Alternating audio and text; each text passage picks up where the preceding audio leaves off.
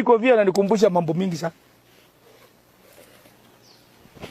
Tafadhali ambieni hawa mikora kama ako na hiyo kitu moja hiyo inasumbua watu huko. Hiyo mimi najua jina yake na sitaki kutaja. Ange hata baba yake najua. Na amelima shamba mahali kwa forest. Amelima shamba mzuri. Sasa ni rahisi sana. Hapo ndio mimi napeleka hema yangu ya county commander mwenyewe ambaye atakomanda operation. Nitakula hiyo viazi na askari yangu. Tutavuna, tupelekea mahabusu. Yeye hangaike kwa hiyo kichaka tu. Mahali yako. Na ni mtu mmoja tu. Na nyinyi mnajua. Njia ya kwanza ni kufunga mfereji yake ya kufuna. Hiyo viazi yake sisi tunafuna pole pole.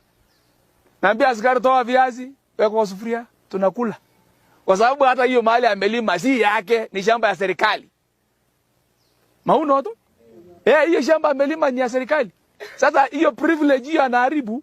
Sisi wenyewe tunakuja kwa sababu amelima kimakosa na hata tupeleka kotini. Akipeleka kotini aambiwe leta makaratasi, hana makaratasi. Na mahali amelima sio mahali wampatia shamba system, sio huko. Mashamba system hata sio ingine. Sasa atakuja ambia sisi nini? Hapo ndio mimi nakaa kwa shamba yake na tunakula mpaka iishe tunahama. Ndio ajifunze kukaa na watu vizuri. Na ishidi serikali kutafuta Lakini hapa area yenu mimi sijasikia maneno. Sijasikia mambo yenu hapa. Nimeambia wazee ile mambo nimepatia hawa siri ndani. Lakini hakuna makosa nimesikia huku. Ile kitu wananisumbua nayo ni wanataka usalama iongezwe. Wanataka wapatiwe KPR. Kuna rangers wale walifundishwa hapa.